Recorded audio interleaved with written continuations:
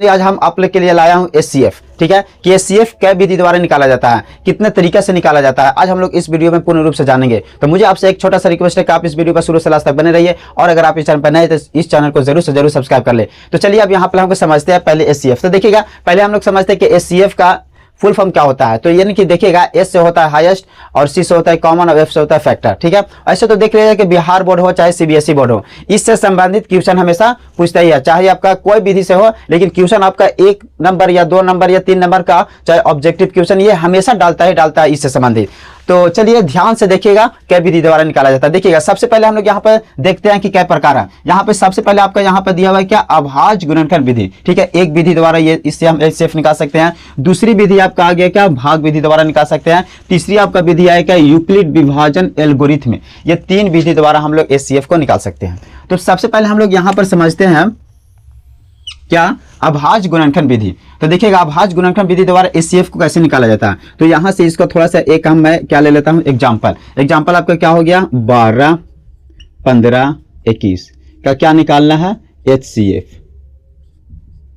ठीक है, तो अब इसको देखिए किस तरीके से निकाला जाता है, ध्यान से देखिएगा। तो सबसे पहले हम लोग यहाँ पर बचपन में सीखा है एलसीएम निकालने के लिए। तो इसको हम लोग को पहले तोड़ेंगे। तो 12 को अगर तोड़ते हैं इस तरीके से तो 2 से कटेगा 6 दूनी 12, फिर 2 से कटेगा 3 दूनी 6।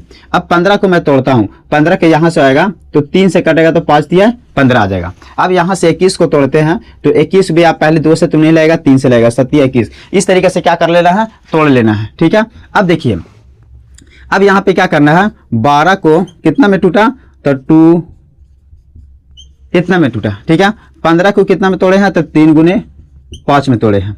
21 आपका कितना हो गया तो 3 गुने 7 हो गया। ठीक है, ये आपका क्या हो गया, तो आपको 12 को इतना में टूट गया, 15 को इतना में तोड़े हैं, 21 को इतना में तोड़े हैं। ठीक है, अब यहाँ से हमको निकालना क्या है, तो एचसीएफ निकालना है। तो देखिएगा एचसीएफ यहाँ से मेन आपका जो मेन समझना है सो यहीं पे समझना है। देखिएगा सबसे पहले यहाँ पे देखना है हाईएस्ट कॉमन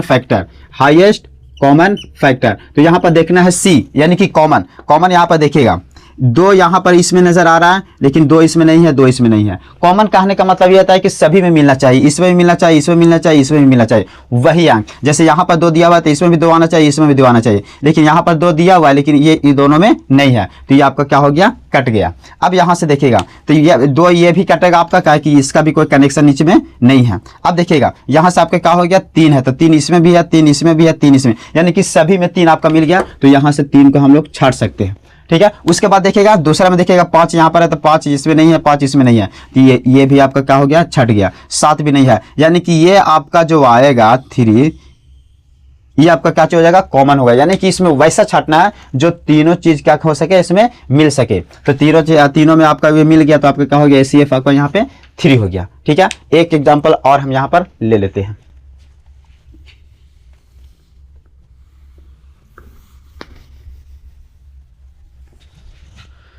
देखिएगा यहाँ पर आपका एक एग्जाम्पल आता है 2691।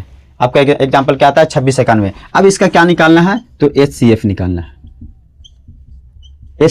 है। तो देखिएगा पहले यहां से हम लोग क्या करते हैं, 2691।